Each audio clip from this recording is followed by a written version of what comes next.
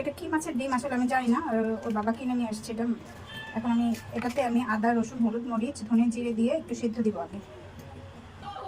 এখানে হলুদ মরিচ ধনে জিরে সব দেওয়া হয়েছে, আর এখানে একটু গরম পানি দিয়ে দিলাম।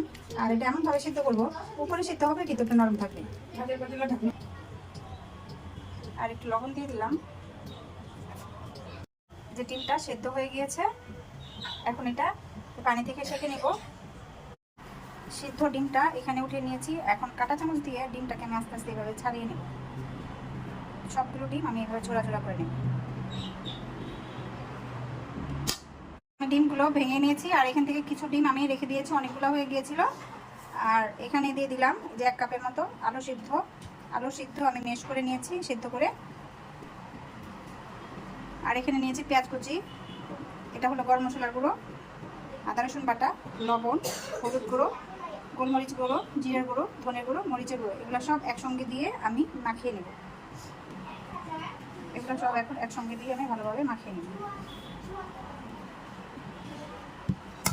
আর সাথে দিয়ে দিলাম একটু সয়া সস। এখন আমি এগুলো ভালোভাবে মিশিয়ে নেব ডিমের সঙ্গে।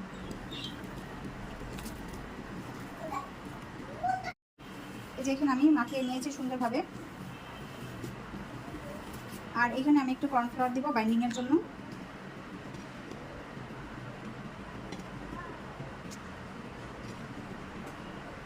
এখানে 4 চামচ দিলাম, এটুকুই যথেষ্ট।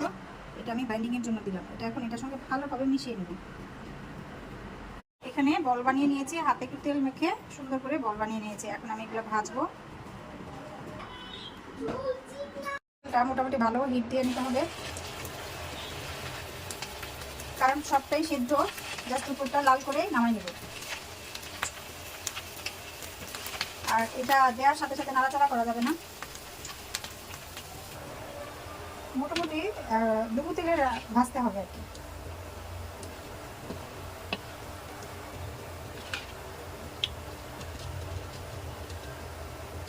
আমি বল শেপ করেছিলাম, আমার ছোট বোন আবার এই যে কি সুন্দর বাচ্চাদের জন্য সুন্দর সুন্দর শেপ তৈরি করেছে। মাছ, স্টার, লাভ, এগুলো এখন ভেজে দিব বাচ্চাদের।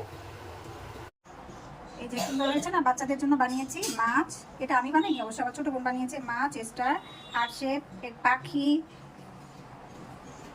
এটা বাচ্চাদের খাওয়ার জন্য, মানে রুচি করে যেন খায় এই জন্য বানিয়েছে। আর এখানে সুন্দর করে বলগুলো ভেজে নিয়েছি। আমি একটা ভেঙে দেখাই। এটা এমনিতে খালিও খাওয়া যায়, ভিতরটা খুব টেস্টি হয়েছে, খেতে খুবই মজা হয়েছে। এটা খালিও খাওয়া যাবে নাস্তা হিসেবে, আবার এটা রান্না করেও খাওয়া যাবে। এখন পেঁয়াজগুলো ভেজে নিচ্ছি। আগে পেঁয়াজগুলো ভেজে তারপর মশলা আবার একটু কষিয়ে নেব। এখানে আদা রসুন হলুদ মরিচ ধনে জিরে একটু গরম মশলা গুঁড়ো এখানে সবগুলো নিয়ে নিয়েছি। এখন এগুলো সব একসঙ্গে আমি কষিয়ে নেব।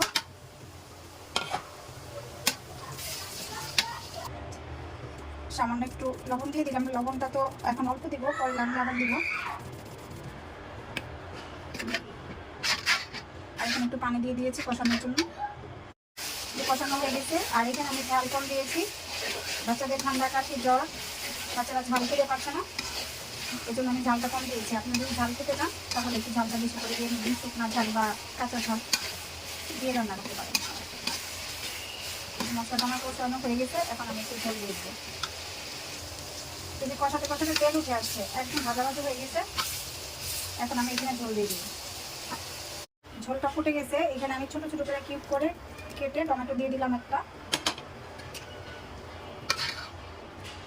আর এখানে আমি বলগুলো ছেড়ে বেশি নাড়াচাড়া করবো না, ভেঙে যেতে পারে। কথা বলো না। এই যে এখন বলগুলো ছেড়ে দিবা, ডিমের বল, মাছের ডিমের বল। আর এটা দিয়ে বেশি নাড়াচাড়া করা যাবে না। আর এই যে বাচ্চাদের জন্য স্পেশাল বানিয়েছি যাতে ওরা রুচি করে খায়।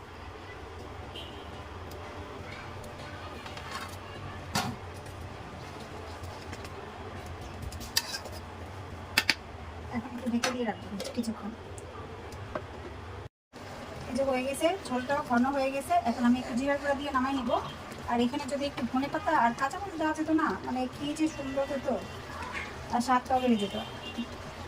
আজকে আমার কাঁচা মরিচও নেই, ধনে পাতাও নেই, এখন আমি আর বের হতেও পারবো না কাঁচামরিচ ধনেপাতা আনতে, কিন্তু এই দুইটা জিনিস হলে আরও বেশি ভালো হতো।